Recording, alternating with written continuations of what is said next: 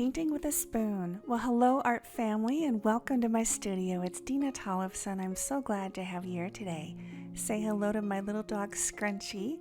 And here are the colors in today's painting. Titanium white, cad yellow hue, yellow ochre, permanent yellow light, cad orange hue, cad red hue, permanent alizarin crimson, dioxazine purple, French ultramarine, phthalo blue red shade, and ivory black.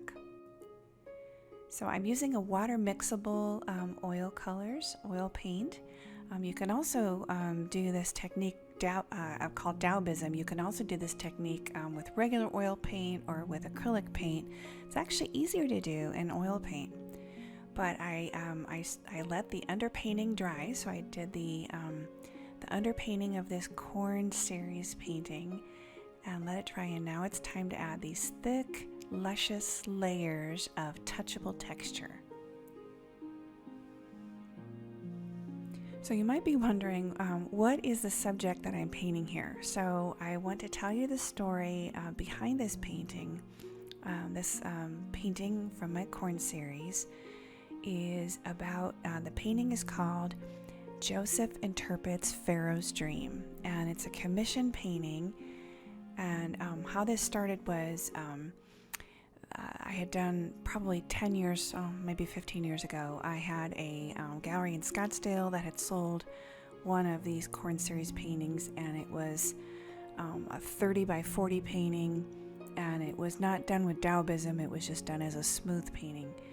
But the collector who ordered this commission wanted to have a variation of that painting done as 18 inches tall, or 24 inches tall and 18 inches wide.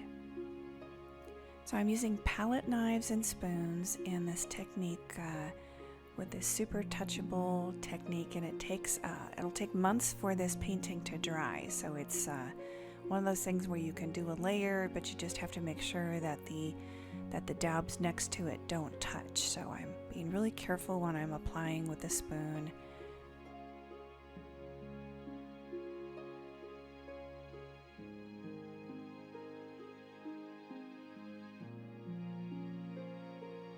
And getting a mark right there, we go.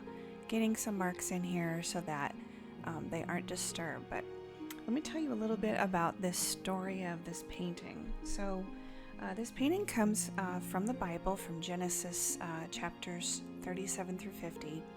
And it's about, so the corn that you see in the front, this is representing Joseph from the Bible.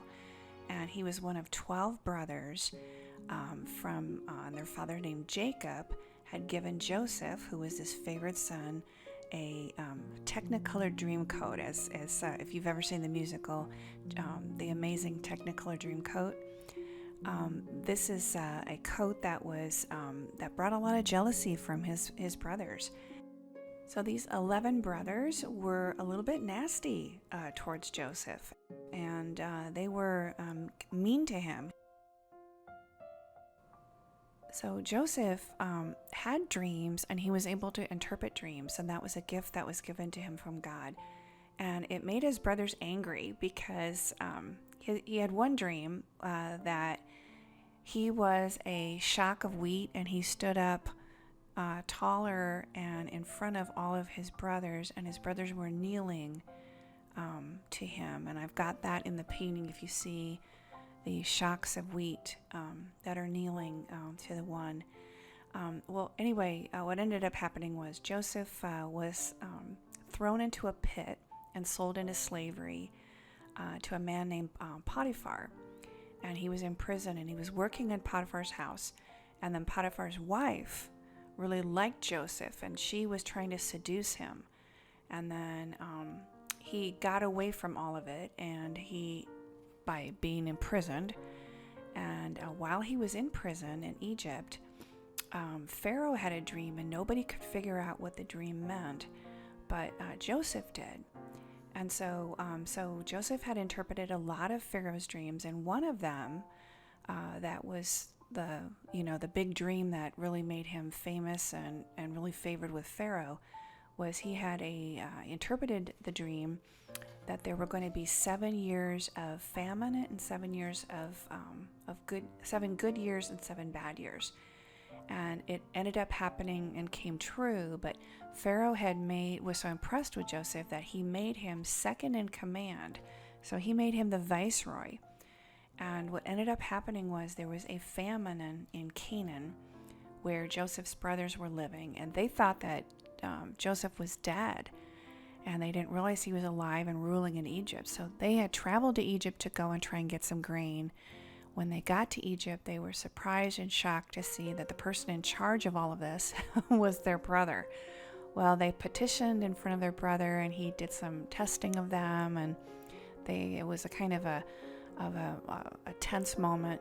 And then he ended up having compassion on them, and it was really a wonderful reuniting of a family after all of this. But anyway, that's the story behind this painting, and it's a kind of I'll say a lyrical painting. It's a symbolic painting.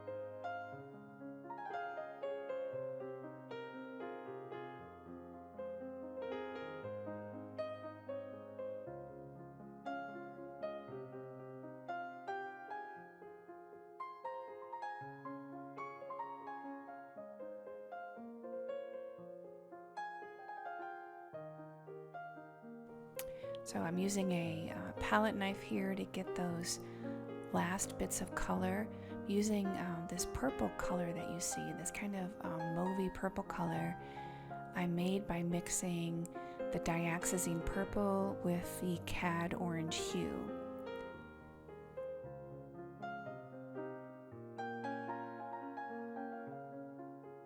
And now using a spoon, we'll get some color up here. And then also say hello to Gershie and Romeo, my little cockatiels. Both of them are over 25 years old, so they're very long-lived. Let's say hello to them. And back to the canvas, we'll get another mark over here. Well, I want to thank you so much for being here. I hope that I'll see you again soon. So until next time, it's Dena Tollefson, and all my best to you. Bye-bye. Thank you so much, my art club members. I appreciate you.